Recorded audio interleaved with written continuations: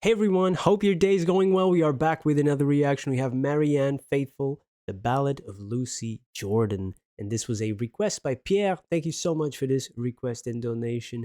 This will be the first reaction I do to Marianne Faithfull's music. I was not really familiar with her, so I looked her up and I saw, unfortunately, she passed away just this last January of 2025. So rest in peace. And I saw her biggest song, As Tears Go By, was written and composed by Keith Richards and Mick Jagger and Oldham. So I might need to check that one out as well. Let's start with this. This was also written, the lyrics at least, by Shel Silverstein, who also wrote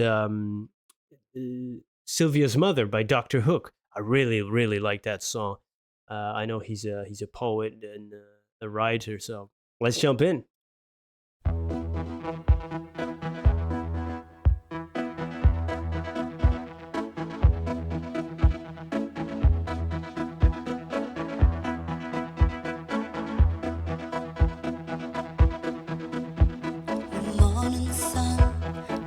Lightly on the eyes of Lucy Jordan in a white suburban bedroom in a white suburban town.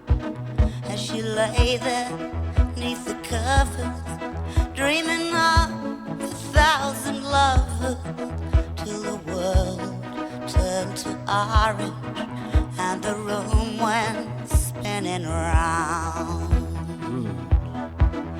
At the age of 37, she realized she'd never ride through Paris in a sports car with the warm wind in her hair.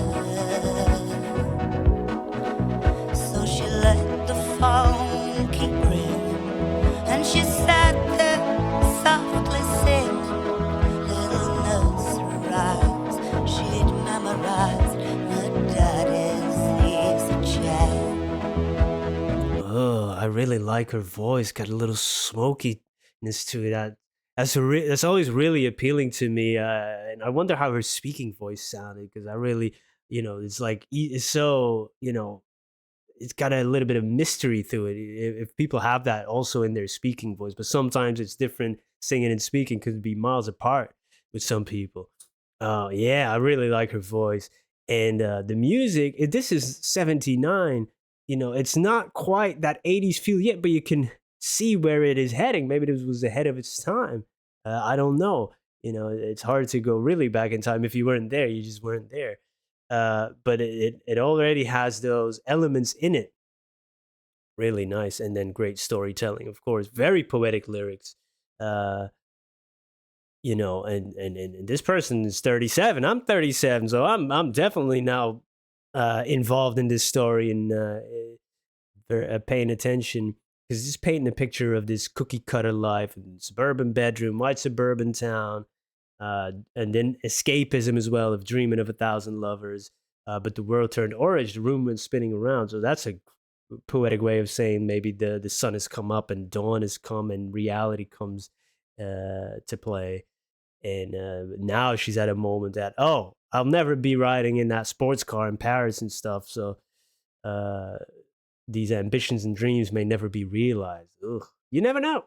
You never know. All right, man, let's go. Let's run this back. Her husband, he was off to work, and the kids were off to school. And there were oh so many ways for her to spend a day. She could clean the house for hours, or rearrange the flowers, or run naked through the shady street, screaming all the way. At the age of 37, she realized she'd never ride through Paris in a sports car with the warm wind in her hair. So she let the phone keep ringing as she sat there softly singing pretty nursery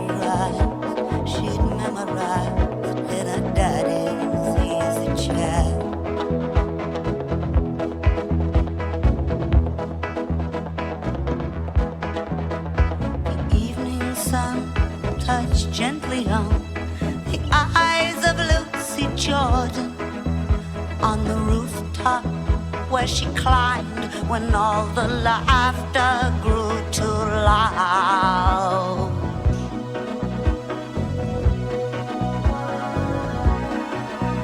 And she bowed and curtsied to the man who reached and offered her his hand, and he led her down to the long white car that waited past the crowd.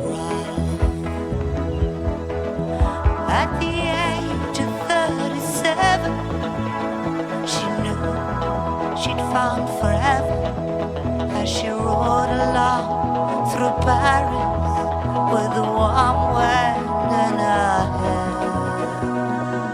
Wow.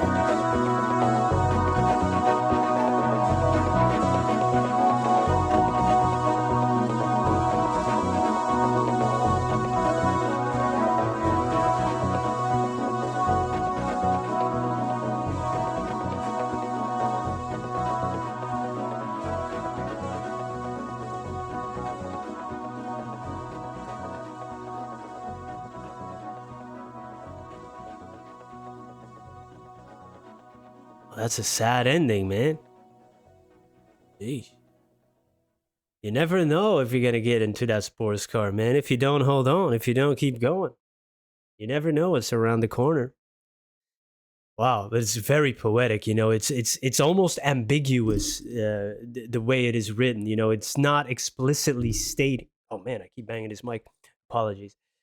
It's not explicitly stated that she actually, you know, jumps. It's really like you climb onto this suddenly on this rooftop, and some gentleman offering his hand.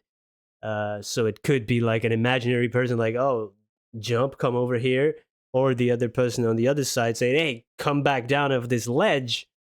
Uh, but I think it's more like you just step off, right? Damn. Oh God, I can't even say these things. It's tough to say 'em. She curtsied to him. Um, and then led her down to the long white car that waited past the crowd. Oh God! And now she had found forever. Yeah, man, that's a tough one.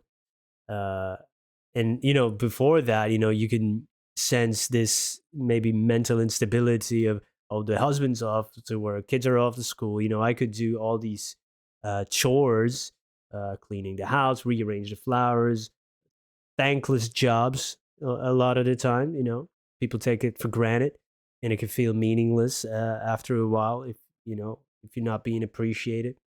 Or she could run naked through the shady street screaming all the way. So there's the little like, oh, this is in my mind. Maybe mental instability. You get a little bit of a hint before actually going up into that building. Oof. Great writing, though. Really, really great writing. The way it's written, very poetic, abstract in some parts really straightforward, some parts a little bit more ambiguous. Like I said, ambiguous.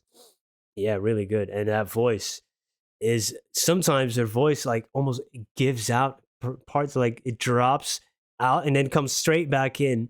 All intentional, of course, but for some reason I've always loved that.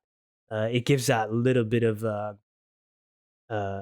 unpolishedness to it, even though I know people can do it intentionally, but still, you know, you have that feeling of, oh, it's a little bit more raw and honest. And I like that sometimes a voice can crack a bit and all of that. So I really, really enjoyed her voice. Definitely need to check out that song. Might be her biggest song as far as tears go, I believe the title is. I might got that wrong. But if you have any other recommendations, please let me know. I think she was also an actress, not only a singer. So I might need to look into that as well. And you could definitely see in the video that she can act. She was giving that performance. Beautiful. Thank you for the introduction. Thank you for spending some time with me. I hope you have a wonderful day. Goodbye. Hey, this video isn't over.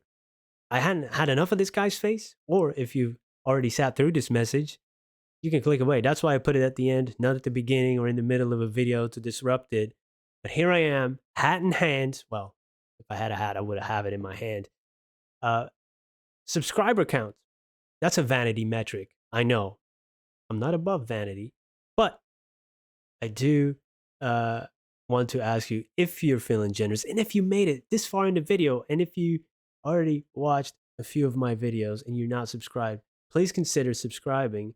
We're nearing, that 100K mark, and you get that shiny silver play button. And dads aren't cool to their kids. You know that. Uh, but maybe, just maybe, I would get 5 minutes of coolness if I could show that silver play button to my daughter. She loves YouTube, of course, like all kids. And if her daddy would have that, it would be daddy cool until she sees this video. Then it's over. But until that day, I would truly, truly appreciate it if you would subscribe. Thank you so much for being here. Thank you for your time. And I hope you have a wonderful day. Goodbye.